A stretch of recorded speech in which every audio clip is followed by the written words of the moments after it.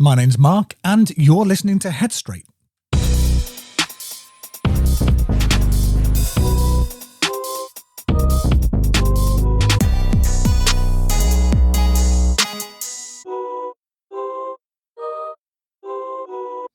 Hello, you lot, and welcome back.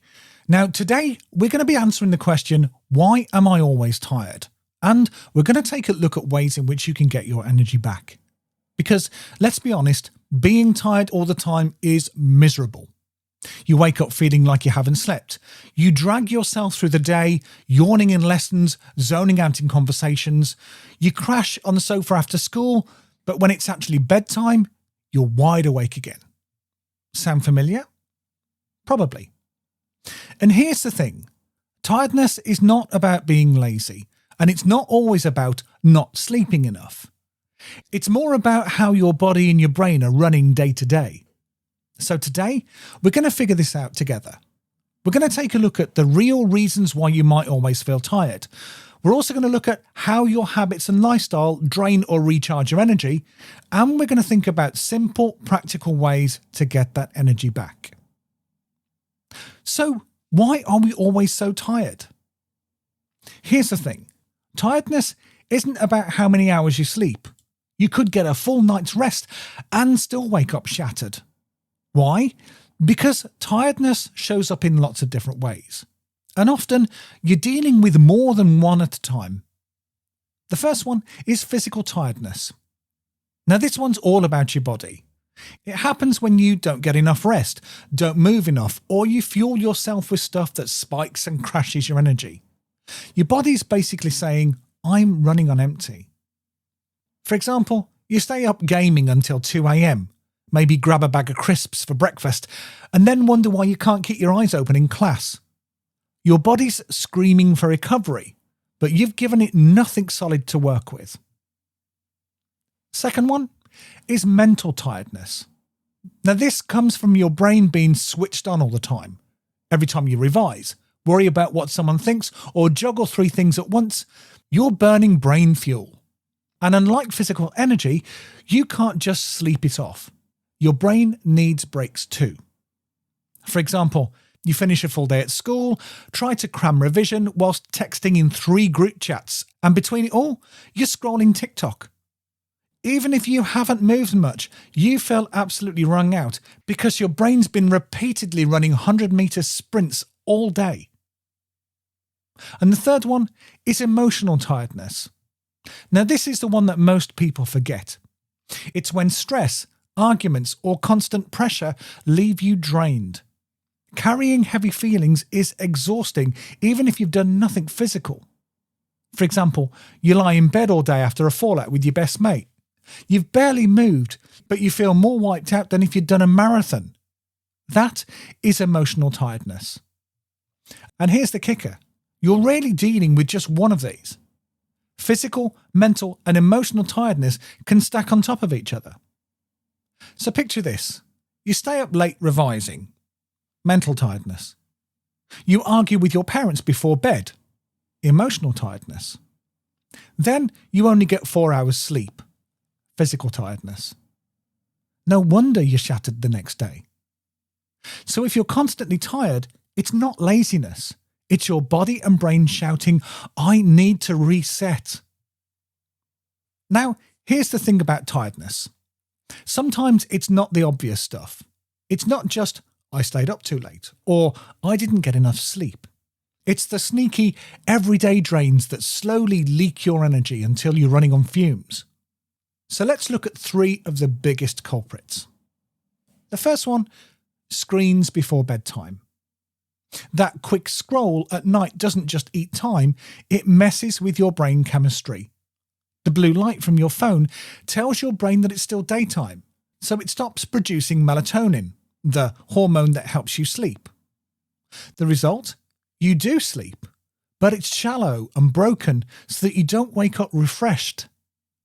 For example, you tell yourself that you'll check TikTok for 5 minutes. An hour later, you're deep in a rabbit hole of random videos.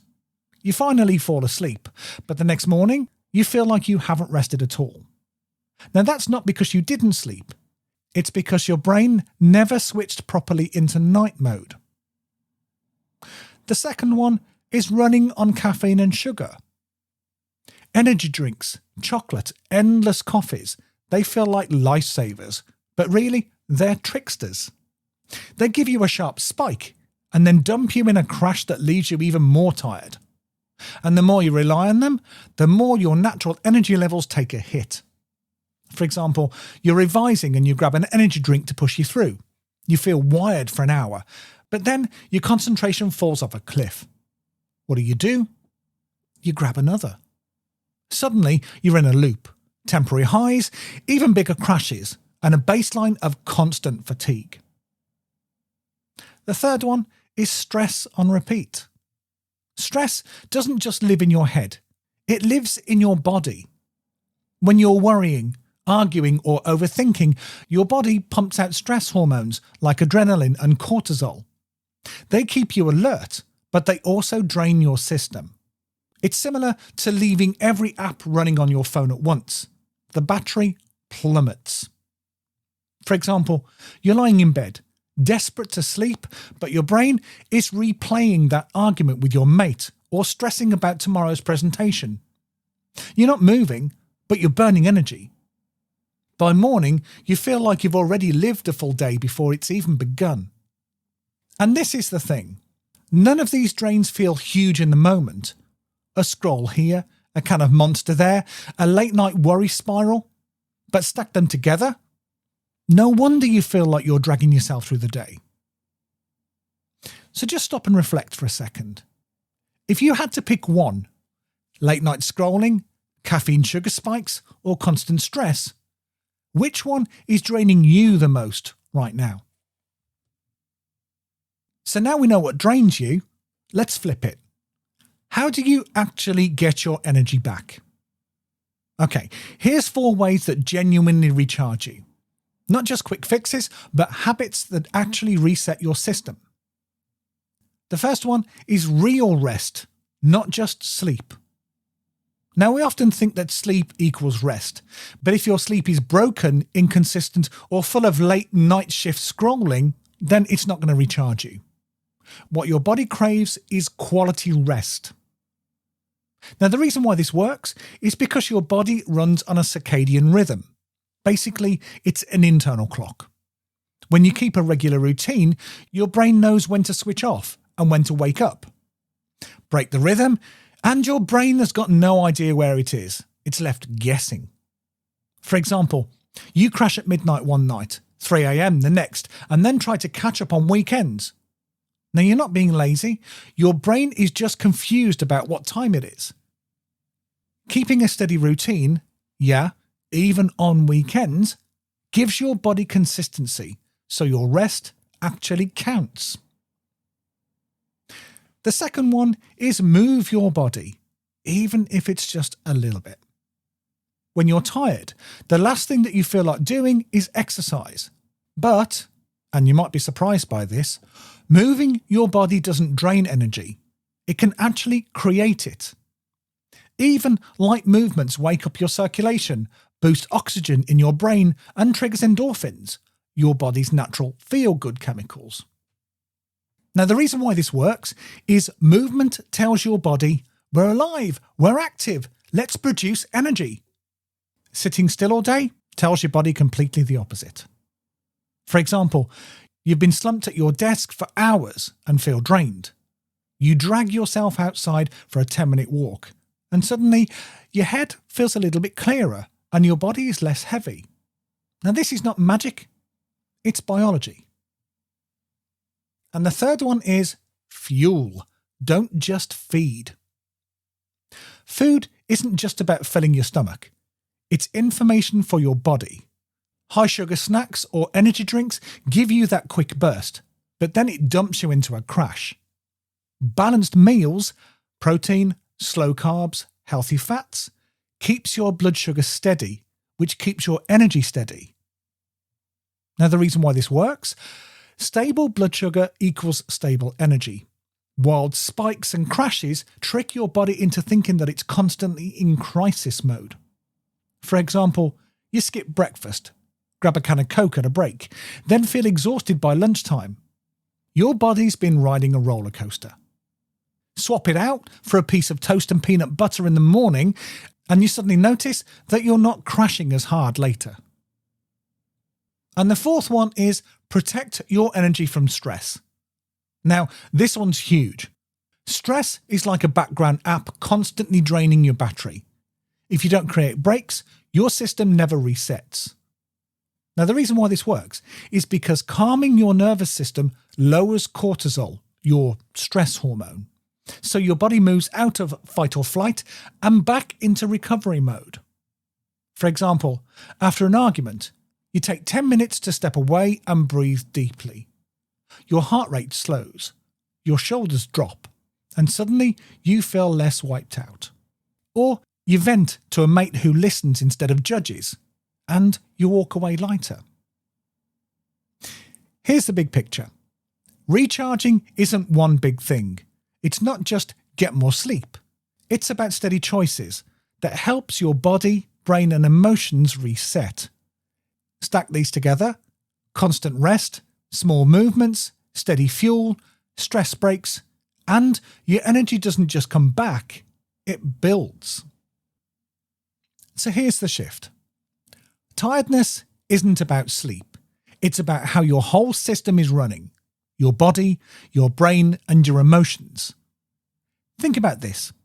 If you're constantly exhausted, it's not because you're weak. It's because your system has been on overdrive without proper recharge. And tiredness isn't failure. It's feedback.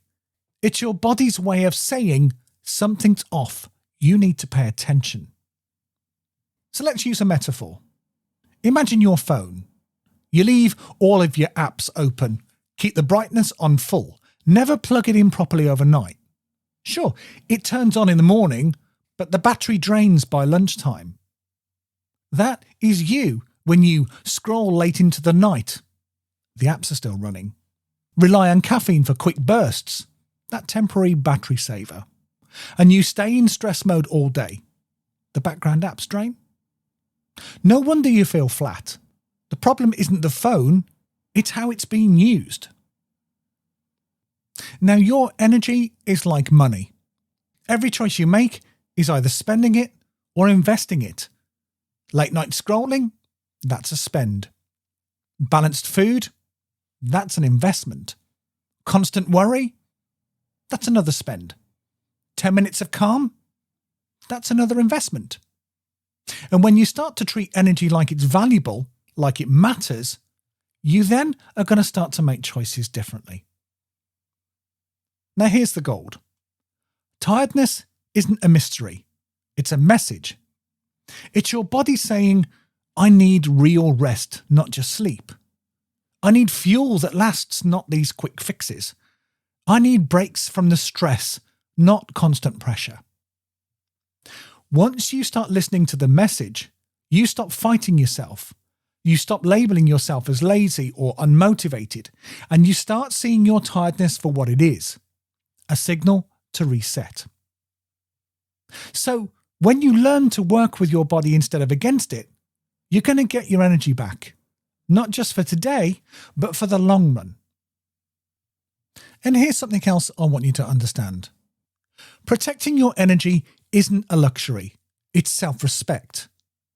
Every time you put your phone down early, every time you fuel your body properly, every time you give yourself a break instead of pushing harder, you're saying, my energy matters. I matter. And the more you treat your energy like it matters, the more it grows. So here's what I want you to take away. Tiredness isn't something to be ashamed of. It's your body waving a flag. It's your body asking for care. You don't beat tiredness by blaming yourself. You beat it by listening, adjusting, and protecting the energy that you've got. Because energy isn't just about getting through the day. It's about having the strength to show up as the version of you that you actually want to be. So let's pull this together. A tiredness comes in many forms: physical, mental, emotional. And it's made worse by the sneaky drains like late night scrolling, caffeine crashes, and constant stress. You can recharge by resting properly, moving your body, fueling steadily, and protecting yourself from stress. So let me set you your challenge for this week. I want you to spot your biggest energy drain. Then I want you to choose one change to try. Maybe it's putting your phone down earlier, or swapping out an energy drink for water, or taking 10 minutes to walk. Then I want you to stick with it for a week and notice how your energy shifts. Because this isn't about being perfect. It's about learning how to look after your energy like it actually matters. And here's a little ask from me. If this episode has given you something to think about, I want you to share it with someone who'd get it. And if it helped, then maybe you could leave a quick review for this podcast. Because by leaving a review, it's one of the best ways for this podcast to grow and to reach other people that need it. And I'd also be really grateful. So let's take a look at what we're going to do in the next episode. Now, getting your energy back is powerful. But what do you actually do with it? Energy on its own is great. But if you don't channel it into routines that stick, then you're going to slip into the same old patterns. So in the next episode, we're going to be tackling how to build habits that last. We'll break down why most habits fail, the psychology of sticking with them, and how to build small, simple routines that actually stay with you for the long run. Because it's not about motivation. It's about structure. And when you learn how to build habits that last, you're not just surviving the week, you're building the life that you want. So, are you up for it? Of course you are.